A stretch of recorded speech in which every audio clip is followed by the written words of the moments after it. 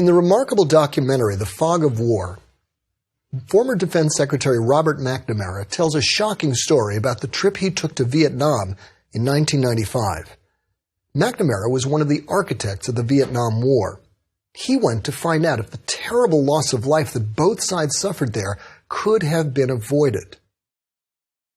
McNamara met with former North Vietnamese Foreign Minister True. The first day, the two men almost came to blows. McNamara told the former foreign minister that American intentions were good. But True wasn't having any of it. "You're totally wrong," the foreign minister said. "We were fighting for our independence. You were fighting to enslave us." McNamara insisted that nothing could be further from the truth. The U.S. had been fighting to keep Vietnam from falling under the control of communist China and Russia. "Mr. McNamara, you must have never read a history book," said the former foreign minister. "If you had, you would have known we weren't pawns of the Chinese or the Russians." "McNamara, didn't you know that? Didn't you know we've been fighting the Chinese for 1,000 years? We were fighting for our independence." Can it be that one of the most tragic wars of the 20th century was fought in part over a cultural misunderstanding? It's almost unbelievable to imagine such a thing, yet McNamara's story suggests it may be so. Cultural differences add another layer of difficulty to conflicts and negotiations. It may seem as if cultural differences are just the stuff of high diplomacy and international business, but we all face them, and often much more frequently than we realize. As a lawyer, I routinely encountered cultural disconnections with my own clients, who often shook their heads and marveled at us lawyer types, our strange ways of thinking, talking, working. Different departments within the same company, different professions working on the same project, colleagues and neighbors from different regions are all examples of cultural differences. And so are differences within extended families. The comedy hit movie Meet the Parents riffs on the insane feelings of alienation, distrust, and misunderstanding that can arise among in-laws. The best definition of culture I've ever heard is simply the way we do things around here. And if you think about it, the moment you leave your office, your home, your street corner, you're moving to a place where people do things differently. Small wonder we often feel like people we're dealing with are from Neptune. Who are these people? Yet cultural differences can also create surprising and hidden opportunities.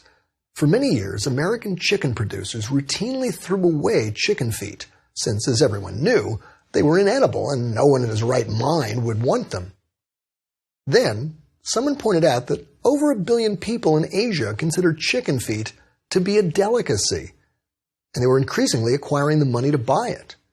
Today, many American chicken producers report that chicken feet exports are one of their most profitable businesses. How many millions of dollars did they lose during the years that they threw their chicken feet away? So in this session, we'll look at specific traps, principles, and tools that can help us negotiate well in the face of cross-cultural confusion. Let me start with a brief disclaimer. I once read an article about cross-cultural negotiation that was so at pains to avoid anything that even slightly hinted at stereotyping that the article did little more than reassure the reader about that very point. I'm not going to stereotype. But let's face it, the very act of discussing a group of people collectively and identifying common behaviors they might share, by its nature, implies a measure of stereotyping. You and I will probably never meet someone who solely and completely embodies the qualities of a typical American, a typical Muslim, a typical lawyer, a typical African American, because no such person actually exists. In talking about culture, we're talking about tendencies and generalities that sometimes are helpful, just as any abstraction is sometimes helpful, sometimes extremely imprecise. So I will count on you to filter our discussion through that premise, and to trust that I approach the subject with humility and a desire to keep the subtleties very much in mind.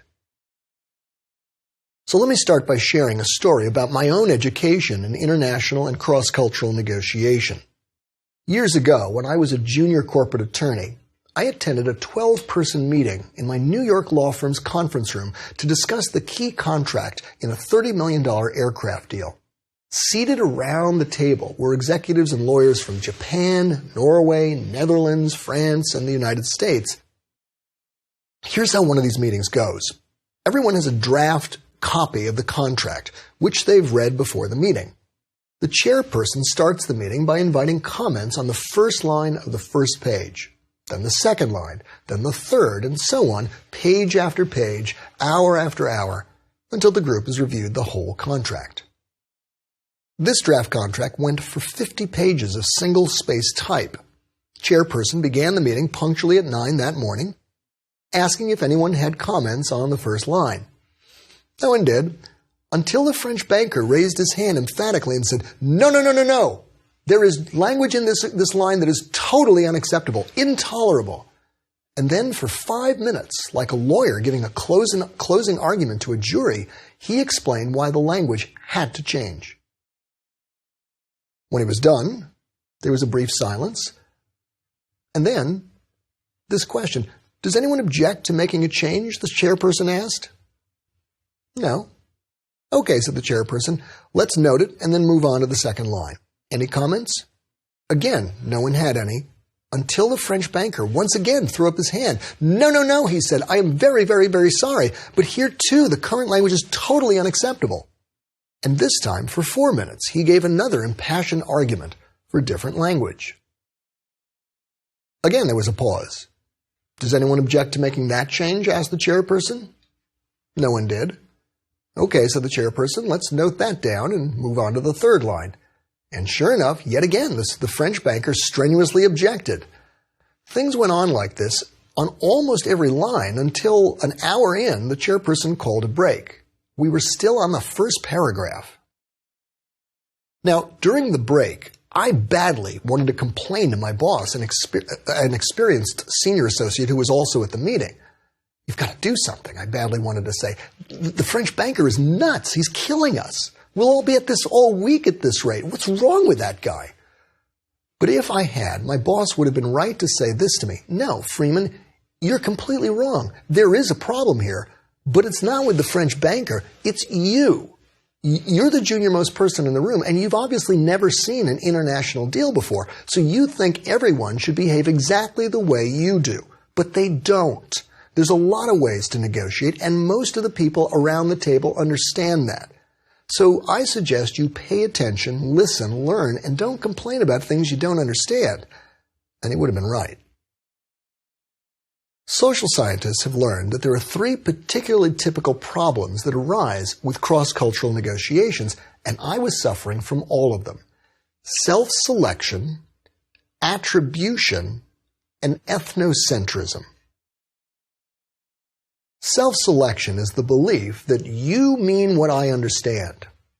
I understood little of what the French banker was saying because his manner was so mystified me that I assumed he was just fussing and didn't really mean anything at all. But he did. Attribution is the belief that it's obvious why you do that. I thought it was obvious that the French banker was crazily trying to waste our time and run his mouth just to hear himself talk. He wasn't. Ethnocentrism is the belief that my way is the right way. That's why I wanted my boss to intervene. I thought the French banker should straighten up and fly right. As if the only way to function at a meeting is the way some young New York lawyer does. I'm not the only one who has suffered from these problems.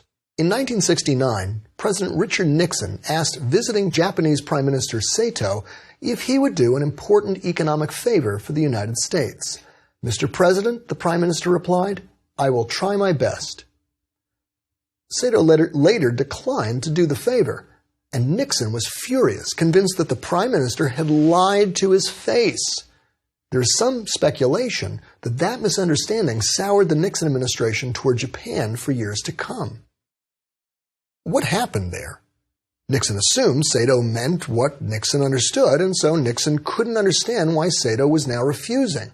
Normal people don't act like that, he assumed. But in fact, Japanese communication tends to be much more indirect than American communication.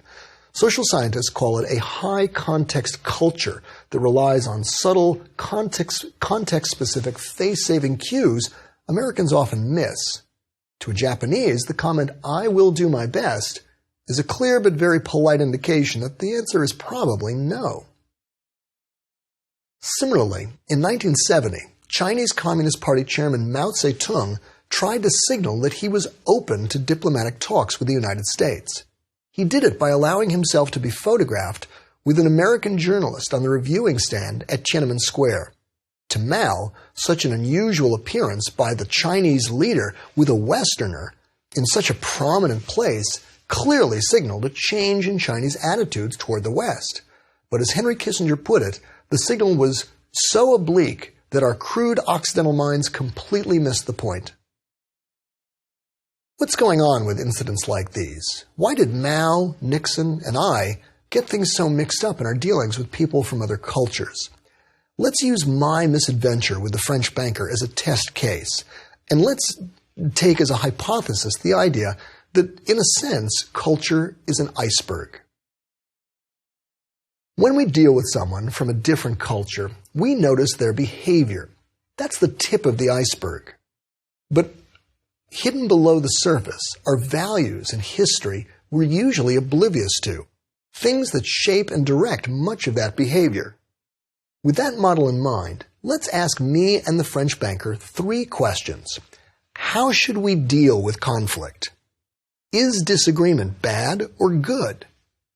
And how long should we take to deal with the conflict? Like a stereotypical American, this was my answer to the first question. How should we deal with conflict? Solve it. Be nice. But like a stereotypical Frenchman, this was the French banker's answer. Debate the issues. How about the second question? Is disagreement good or bad?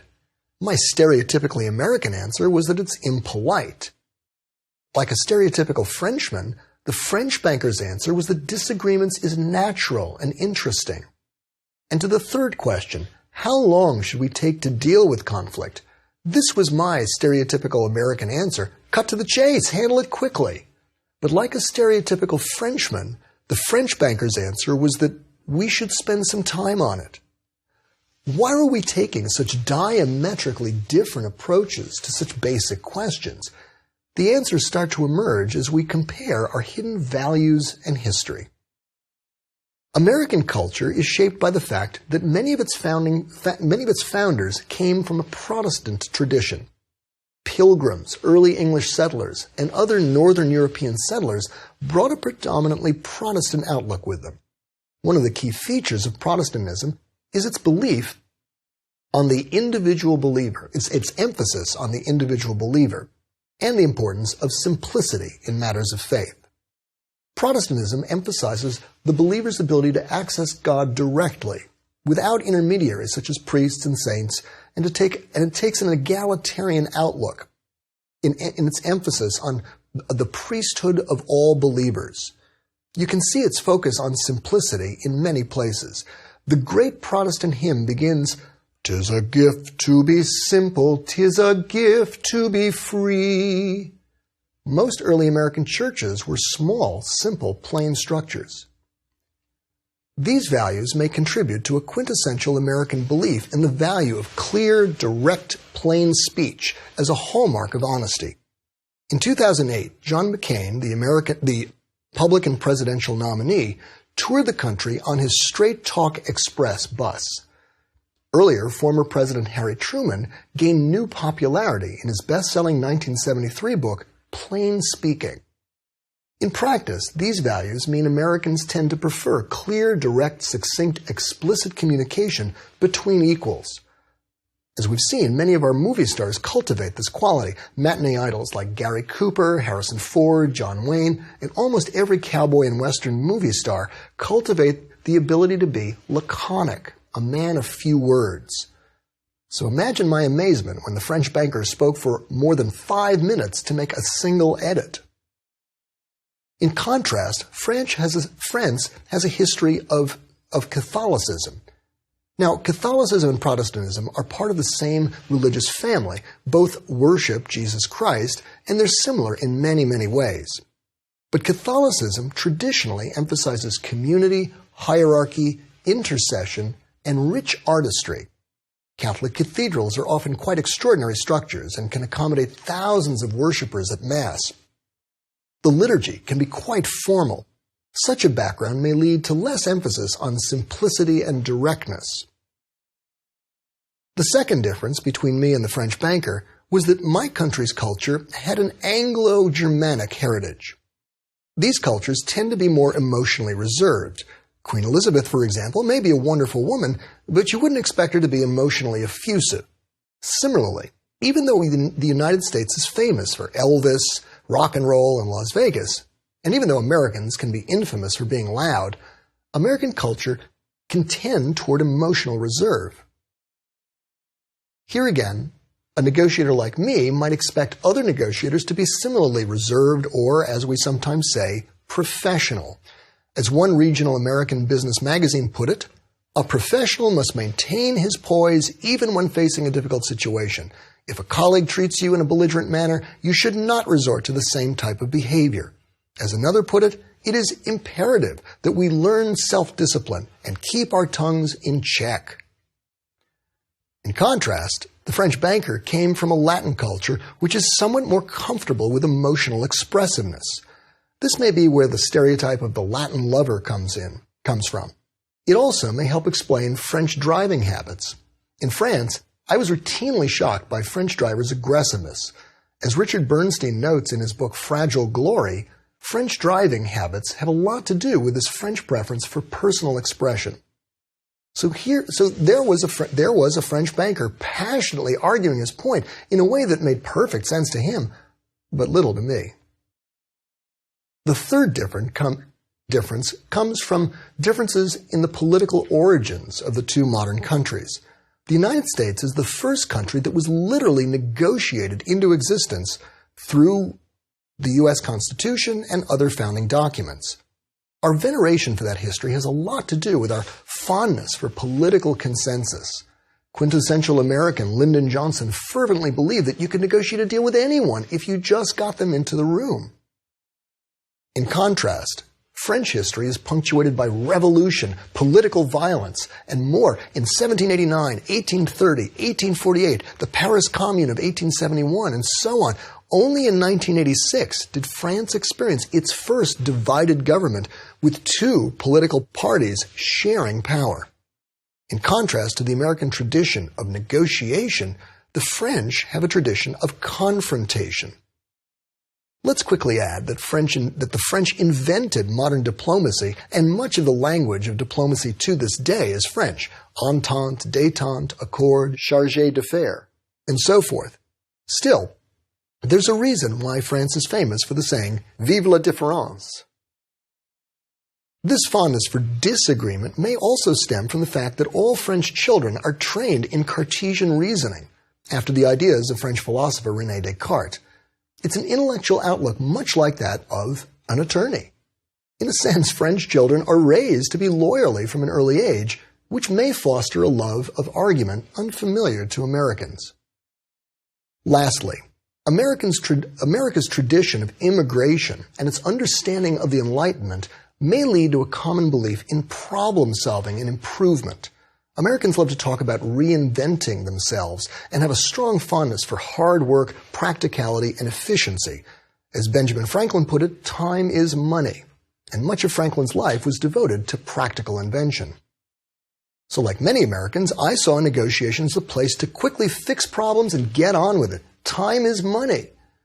In contrast, France never understood the Enlightenment in such practical terms, and it has little or no tradition of immigration and the striving that goes with it. And while French technology and business are among the best in the world, French culture is closer to the idea that one works to live and doesn't live to work, that urgency in dining or conversation or serious discussion is often very unappealing. Let's linger. Years later, as I read about France's history and values, the French banker's approach at the meeting made much more sense. When I later had the privilege of working in France, moments of puzzlement or confusion didn't turn as often into irritation because I could begin to connect my colleagues' behavior with what I'd begun to learn about their values.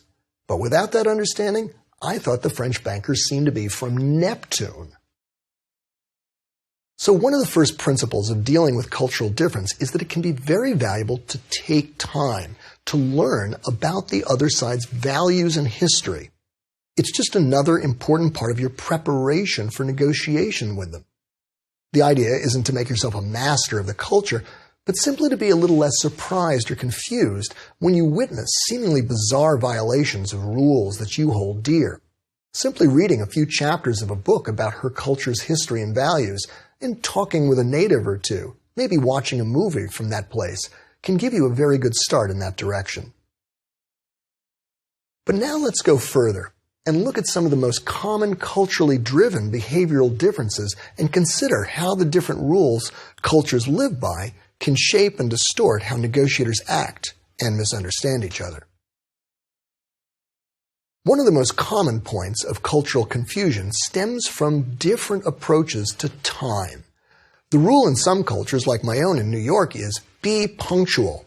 Under this rule, more relaxed cultures can seem lazy at best. At worst, they may be guilty of delaying tactics.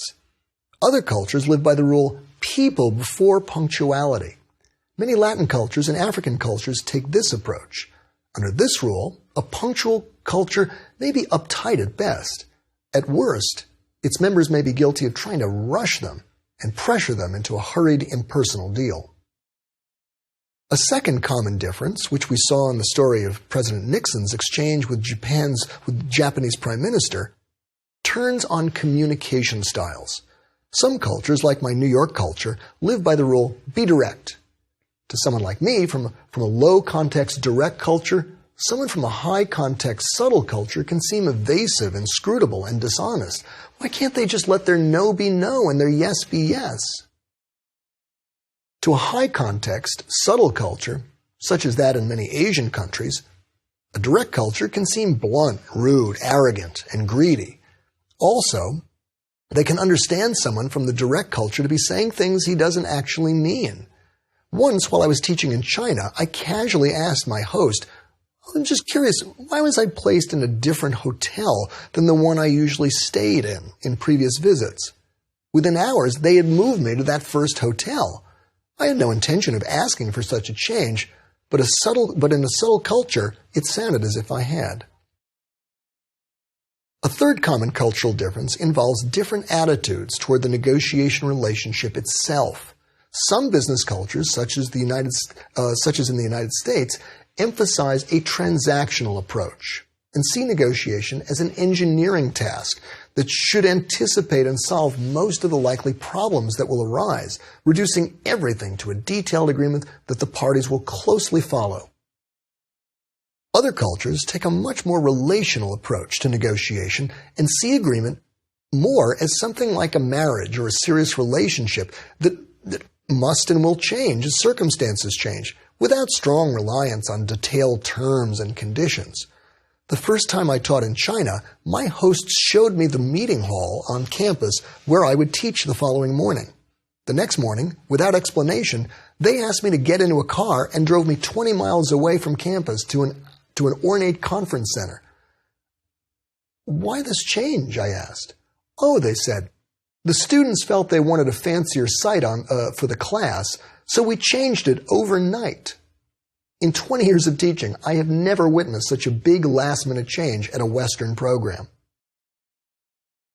If you come from a transactional culture, you may think that a relational culture changes too quickly, without regard to prior agreement. Wait a minute, I thought we had a deal. I thought we had a plan.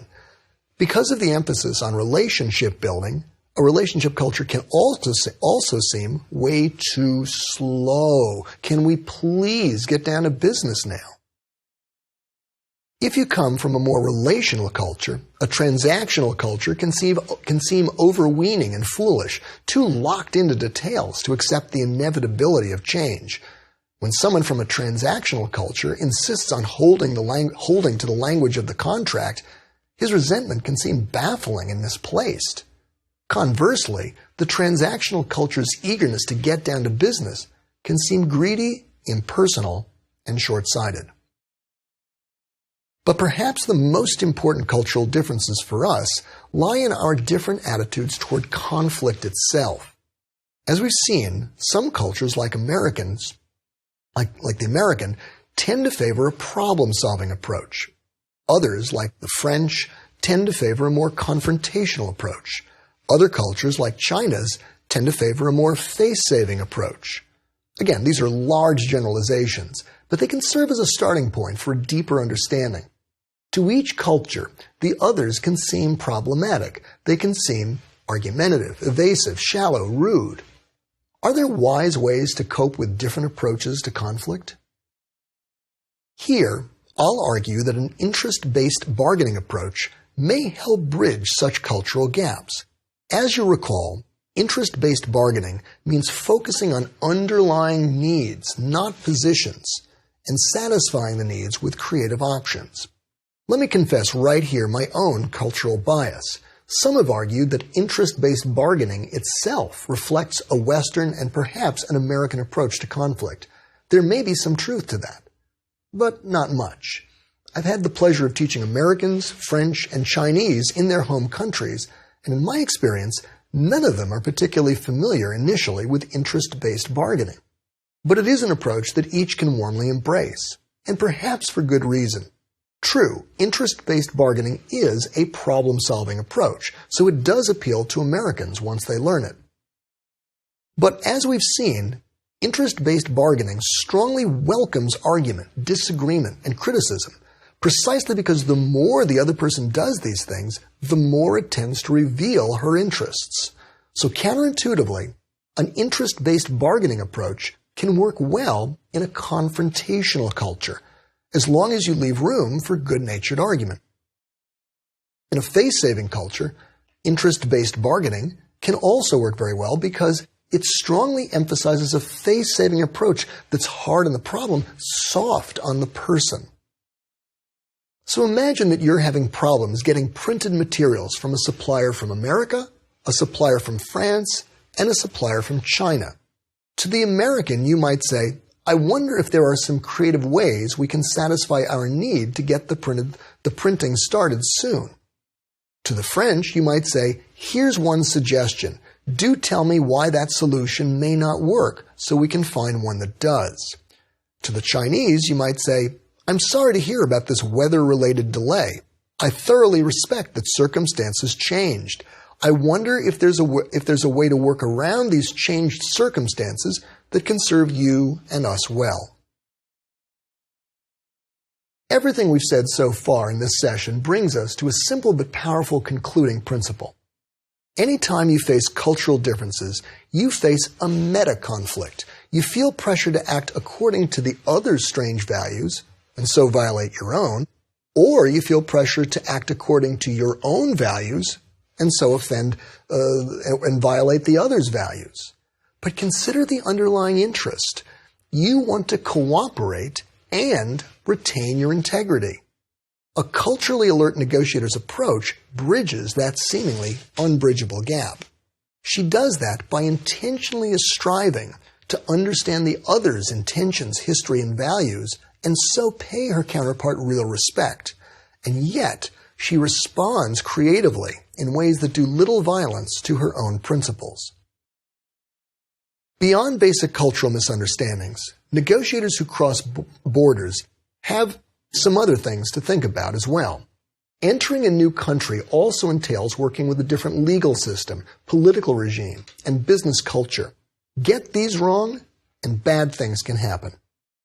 In the 1990s, Enron International committed to building a nuclear power plant in Dabhol, India.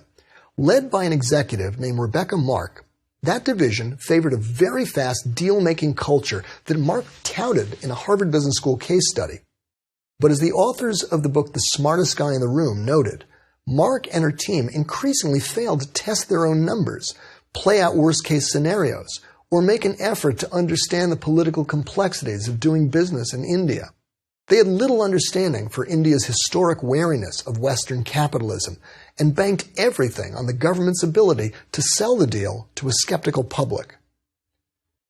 As things began to go wrong with the project, it fueled public skepticism that led to the government's ouster in the next election. The new government took a hard line against Enron, demanding concessions and changes that Enron was ill-prepared to make. The project foundered, and today, the plant at Dabhol, India, into which Enron poured over $900 million, stands silent. It never generated a single watt of electricity and serves today as a monument of terrible waste and failure. Poor basic preparation accounts for part of that failure. Poor preparation for dealing with the cultural differences accounts for much of the rest. But let's add that while cultural differences can be frustrating, they certainly needn't be decisive. In 2010, world trade amounted to over $18 trillion, according to the World Trade Organization, which is more than the gross national product of the United States. And each year, more and more people fall in love with someone from another culture.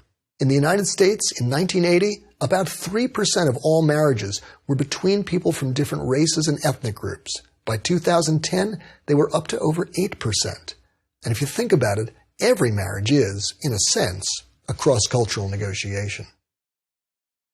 With these ideas in mind, let's draw together some implications for dealing with cultural differences. First, try to understand the other person's cultural rules, history, and values. You don't have to become an immigrant to his culture to do that. A bit of research and some conversation with people from the same culture, and maybe a movie or two, can give you a big head start. Make that work part of your preparation generally.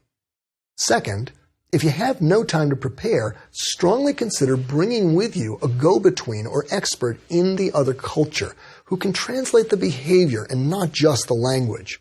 You may want to go further and find a local liaison, someone who knows the culture well and who can represent you in ways that help you build trust. Third, look for ways to be hard on the problem, soft on the person, and ways to practice mindful, intentional respect.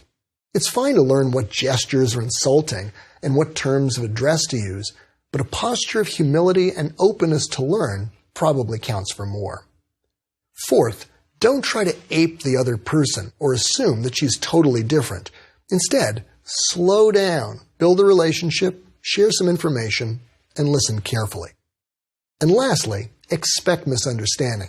Treat frustration as a dashboard light that signals a possible cultural confusion rather than necessarily a personal insult. As challenging as cross-cultural negotiation is, it can be at least as hard to deal with children. Dear and beautiful as they are, they too can seem like they're from another planet. Every parent, every teacher, every relative, and every caregiver ask themselves, how do I deal with this child? Can you negotiate with a child? Should you? And even if you never deal with children, are there insights about negotiating with children that can shed light on how to negotiate generally? As we'll see, not only can you negotiate with children, they can teach you how to deal with anyone better. And you can also use your negotiating skills to teach kids to be more mature, creative, kind, and powerful. It's to that remarkable topic that we turn next.